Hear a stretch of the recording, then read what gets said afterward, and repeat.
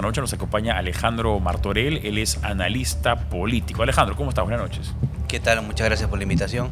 Bien, subsidio de combustibles. El gobierno ha dicho que va a focalizar apoyo al transporte.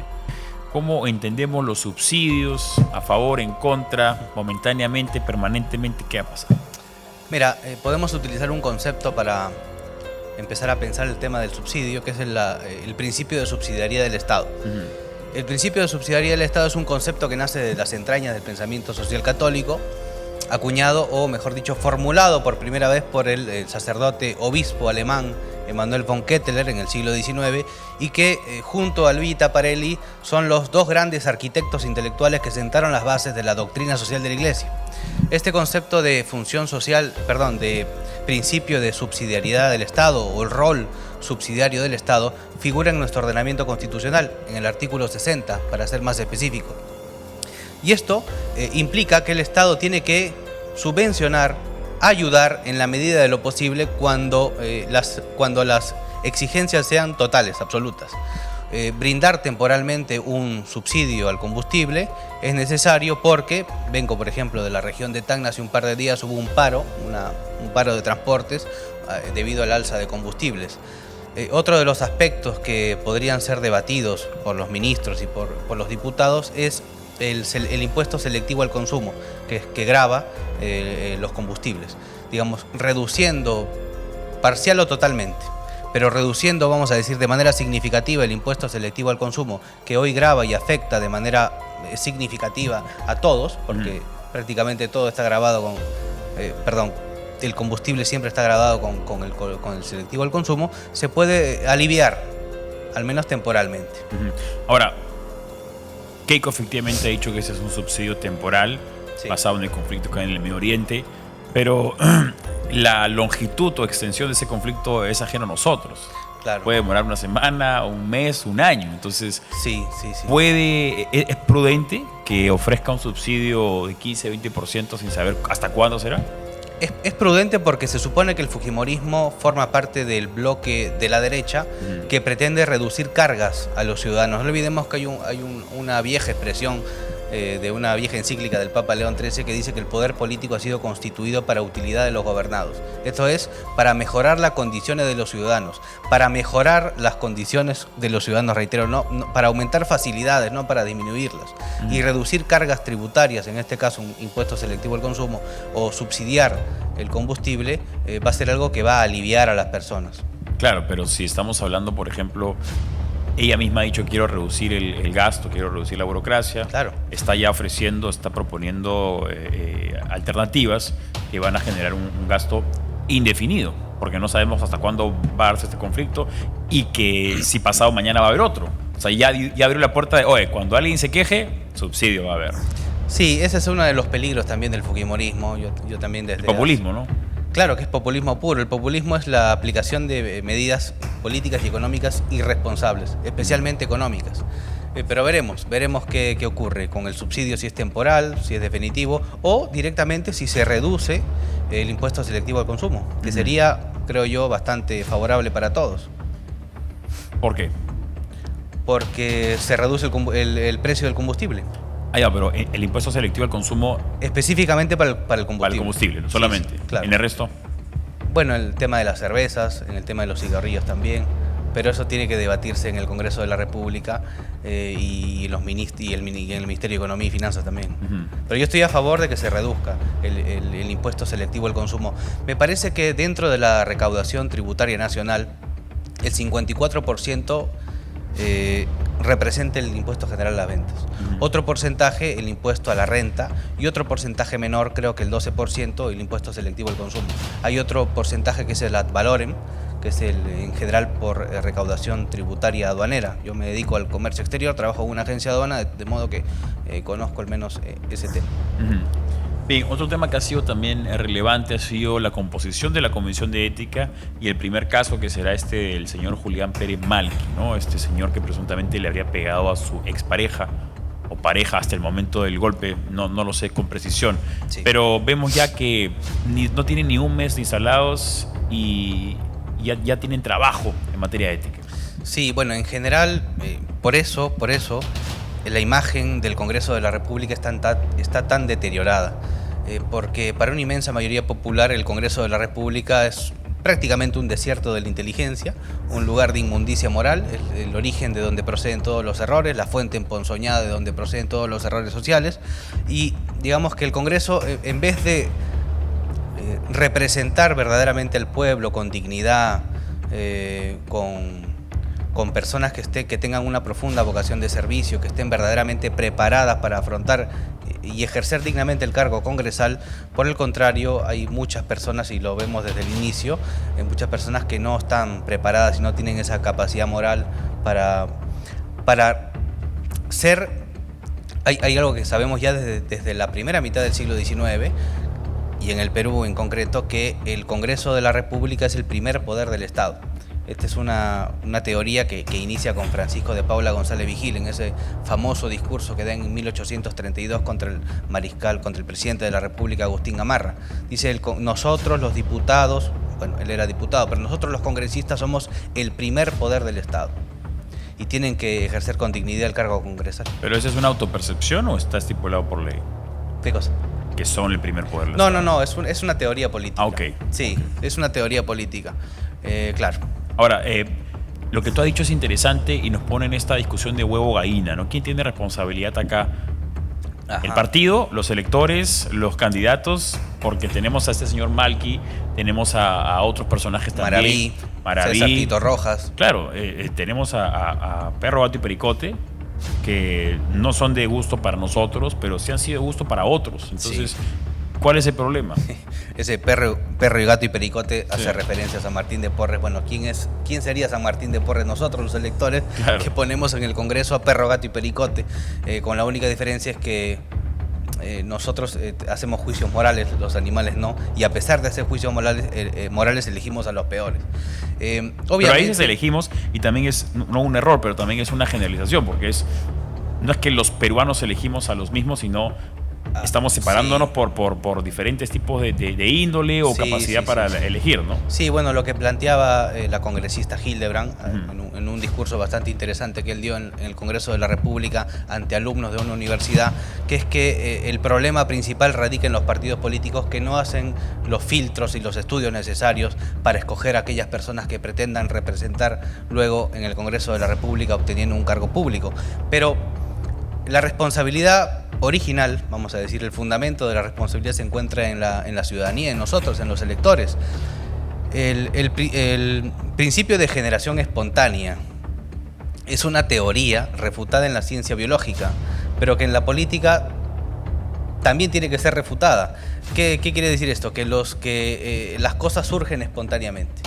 Y no surgen espontáneamente. Los congresistas no surgen espontáneamente, no brotan de forma espontánea, nacen de la sociedad.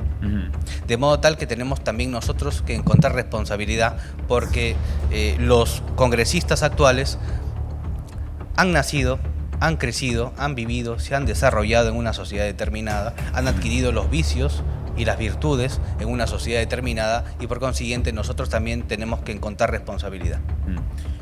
Claro, pero a ver, en ánimo de generar el debate, los partidos políticos, el interés que tienen es pasar la valla y meter mayor cantidad de diputados y de senadores. Y para eso saben que tienen que elegir en sus filas no necesariamente a los mejores congresistas, sino a los mejores candidatos. Claro. Y el mejor candidato, por ejemplo, Juntos por el Perú, ha sido el hermano de Pedro Castillo, que fue uno de los senadores más votados. Yo no creo que el señor sea de los mejores senadores, pero fue un excelente candidato por la narrativa que demostraba. Claro, y la cuñadija también, ¿no? La cuñadija, exactamente. Jennifer Paredes. Sí. Bueno, es que es así. También.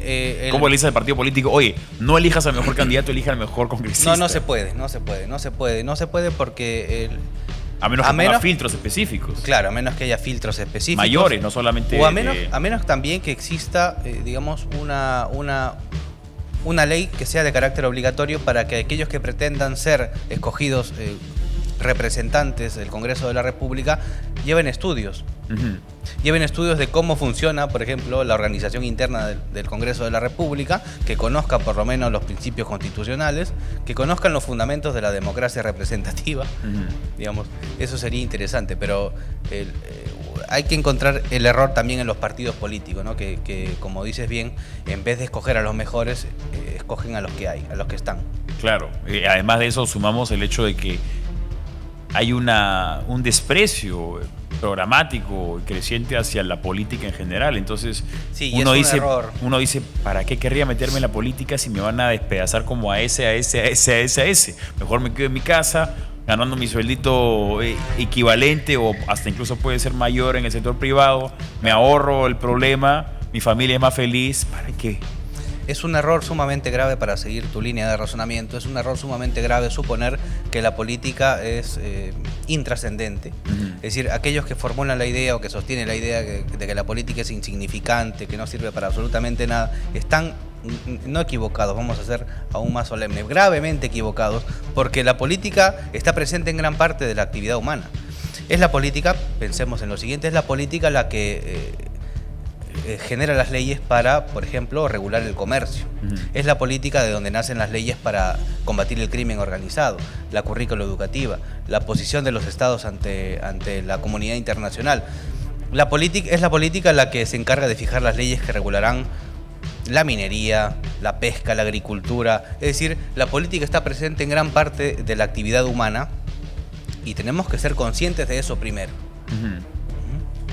No sé por qué tenía la impresión de que tú tenías una visión más libertaria sobre la política. No, porque yo tengo formación en doctrina social de la Iglesia. Okay. Tengo formación en pensamiento social católico. Yo no soy liberal. Sí crees en la presencia del Estado y no en la autorregulación, digamos, del individuo, del mercado. Claro, creo. Por eso te decía acerca del principio de subsidiariedad estatal, sí, que es un concepto que nace de las entrañas del pensamiento católico y que vamos a sintetizarlo así, vamos a sintetizar el principio de subsidiariedad del Estado. Tanta libertad para los particulares como sea posible, tanta intervención del Estado como sea necesaria. El principio de subsidiariedad del Estado regula la intervención del Estado, es decir, para que, por ejemplo, esté en contra de la vocación empresarial del Estado. Pretende la desburocratización del Estado, esto es, ante una burocracia sobredimensionada, ante una burocracia excesiva que está en continua expansión. El principio de subsidiariedad del Estado reformula, replantea la necesidad de regular, de disminuir la carga tributaria, por ejemplo, y si se disminuye la carga tributaria, necesariamente se disminuirá también la burocracia estatal. Y la tramitología, que es la ciencia más ineficiente, pero que es curiosamente la que más se ha impuesto en el Perú. La tramitología es una, digamos, para definirlo de alguna manera, una serie de procedimientos burocráticos engorrosos que dificultan el libre desenvolvimiento de los ciudadanos. Ahora, pero ¿no ves un peligro ahí si es que le otorgas al Estado la capacidad de determinar cuándo es necesaria su participación subsidiaria? Claro, o sea, sí, es que es fundamental. En aquello en que los particulares no puedan, interviene el Estado. Pero es el Estado el que determina, yo tengo que intervenir. Claro, pero es que en aquello en los particulares, la prioridad la tienen los particulares. Cuando, por ejemplo, en una zona alejada donde el particular, el privado, no tenga la necesidad de formar un hospital, por ejemplo, de construir un hospital porque no tiene claro, no le parece rentable, visión para maximizar sus beneficios, no va a generar ninguna ganancia, el Estado tiene que intervenir subsidiariamente. Pero la regla es: el privado interviene, el particular tiene prioridad en todo. Y cuando no pueda el particular, cuando demuestre ineficiencia o simplemente no quiera, que tenga que intervenir el Estado. Claro, pero ahí, nuevamente, ¿no? El ánimo de continuar con el debate. De ahí tenemos, por ejemplo, el aeropuerto de Moquegua, tenemos diferentes hospitales que finalmente se vendieron con la idea de tenemos que estar porque el Estado tiene que estar, pero finalmente ni siquiera se terminaron y sabemos que detrás hubo una gran cochinada, ¿no? Esa es parte de la ineficiencia estatal y es parte de la corrupción. Sí. Claro, de la corrupción moral. Esto quisiera precisar: la corrupción moral precede a la corrupción económica. Primero, el hombre se corrompe moralmente y luego quiere enriquecerse ilegalmente. Mira tú, ¿eh? Y eso es un problema educativo en última instancia, ¿no? Ahora, ese también es un serio problema y un reto que tendrá Keiko Fujimori, ¿no? No solo Keiko, sino varios presidentes que vendrán después. ¿Cuál es tu opinión, por ejemplo, acerca de la teoría o la propuesta de Milton Friedman de proponer los vouchers educativos para tratar de aligerar el peso del sector educativo estatal al privado. Sí, creo que es una idea que también recoge Javier Milei. Uh-huh. Sí, pero no te gusta. No, porque no soy liberal libertario. Pero igual puedes recoger una idea, sí, reconocer el mérito de ella. Obviamente que uno trata de recoger lo mejor, sí. Hacer como las abejas que van sacando lo mejor del panal. Pero en general yo no soy liberal, ni libertario, ni narcocapitalista, mucho menos. Claro, pero por ejemplo, ¿qué te parece esa idea concreta? Habría que estudiarla, no la conozco para ser honesto, porque no tengo por qué engañar, no la conozco y tendría que estudiarla para poder dar un juicio definitivo. Bien. Otro tema también que ha sido de importancia, el fracaso del equipo Lavajato tras el fallo del Tribunal Constitucional, ¿no? Se le advirtió a Batman y Robin que no podían perseguir un delito que no existía en la época en la que presuntamente se cometió. Y necios insistieron. ¿Eso significa qué cosa? ¿Que ya las personas que estaban involucradas van a quedar en libertad? A ver, Domingo Pérez y el fiscal Velassi han sido, creo yo, injustamente ensalzados especialmente por la prensa progresista, como los verdaderos reparadores de la justicia, como aquellos que van a restaurar la justicia en el Perú. Pero han demostrado incompetencia, han demostrado además ideología profunda, especialmente el fiscal Pérez. Yo creo que las alteraciones morbosas de sus facultades mentales le impiden ver la criminalidad de sus actos, le impiden ver la torpeza de sus actos, porque es un hombre que está guiado profundamente por el odio visceral antifujimorista. Sí. De hecho, podemos decir que el fundamento de la existencia política actual del fiscal Pérez es su radical antifujimorismo. Uh-huh. Él se encarga de repetir estas palabras que integran el mantra antifujimorista y es uno de los vamos a decir, más reputados antifujimoristas. Sí. Ahora, has dado en el clavo con un tema que también me parece de suma importancia. ¿Existe el fujimorismo verdaderamente? ¿Es algo que te parece se puede materializar al menos conceptualmente? Porque el antifujimorismo existe, claro, pero a mi parecer es irracional. Es muy pasional porque no se puede odiar algo que no se puede concretizar. Es como el peronismo en Argentina. Claro. Existe el peronismo, o el peronismo clásico de Juan Domingo Perón, cuando asume en el 46 hasta el 52. Lo que vemos hoy es un neofujimorismo. ¿Pero es una ideología o es un fanatismo? Yo creo que no es una ideología, porque en realidad el fujimorismo recoge el decálogo de políticas económicas del Consenso de Washington del año 90, formulado por el economista John Williamson. Recoge y acertadamente, digamos, al menos en materia económica, reorienta al Perú. Y esa sería la ideología fujimorista, por ejemplo, en materia económica. Pero no es una ideología fujimorista, sino que está recogiendo... No tiene una doctrina tampoco. Uh-huh. No tiene una doctrina tampoco. Así que yo diría que el fujimorismo es... digamos, no es una ideología en sentido estricto, ¿no? Como se estudia en la ciencia política, no es una ideología. Y entonces el antifujimorismo no sería el desprecio a las ideas que recogen, sino más bien a ¿qué? En materia económica sí, por ejemplo. El antifujimorismo se sostiene... Pero hay mucho antifujimorista que perfectamente recoge las ideas del fujimorismo, solamente que odia al fujimorismo por razones... Sí, en realidad es ajenas. Vamos a decir que es una de carácter pasional. Claro. De carácter pasional. A veces son prejuicios infundados, porque no olvidemos que el fujimorismo...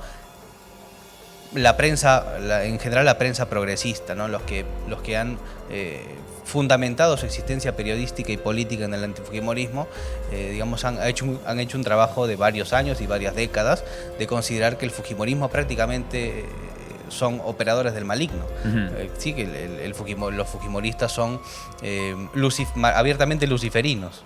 Sí. Entonces hay una idea prejuiciosa muy marcada, aparentemente inextirpable, pero la única manera que tiene el fujimorismo actual de silenciar a sus críticos es a través de obra pública de calidad, de corregir los defectos económicos, burocráticos, por eso la idea de desburocratizar el Estado, de replantear el rol subsidiario del Estado que figura en nuestro ordenamiento constitucional, específicamente en el artículo 60, y corregir una serie de vicios, especialmente el tema de la anemia crónica infantil, por ejemplo, y el crimen, que crece en proporciones gigantescas y espantosas. ¿Pesa Keiko en capacidad de lograr esos objetivos al menos básicos que has mencionado tú? De acuerdo al discurso de Asunción presidencial, me parece que sí. Sí. Que combate el crimen y que erradique este mal gravísimo que es la anemia crónica infantil es un gran avance. ¿Y el niño que tenemos encima, crees tú que dificulte que pueda lograr esto o algo al menos de lo que mencionas? Bueno, es como lo que le ha ocurrido recientemente a Colombia con el terremoto, ¿no? Con el presidente actual. Que también le pasó a Piñera en el año 2007, más o menos. Aquí debemos rescatar una cosa fundamental. El presidente necesariamente tiene que ser inteligente, porque el presidente administra lo impredecible, lo no previsto, lo que escapa de la regularidad. Y en este caso, no hay previsión, porque hay déficit en infraestructura, por ejemplo, para combatir el fenómeno del Niño. Pero claro, veremos si Keiko Fujimori tiene la capacidad para corregir los enormes defectos que tiene el Perú, los vicios que arrastramos desde hace varias décadas, y veremos si puede hacer las suficientes gestiones para corregir el déficit de infraestructura, por ejemplo. Bien, Alejandro Martorell, analista político, estuvo con nosotros. Alejandro, gracias por acompañarnos en esta oportunidad. Siempre un placer conversar contigo. Gracias.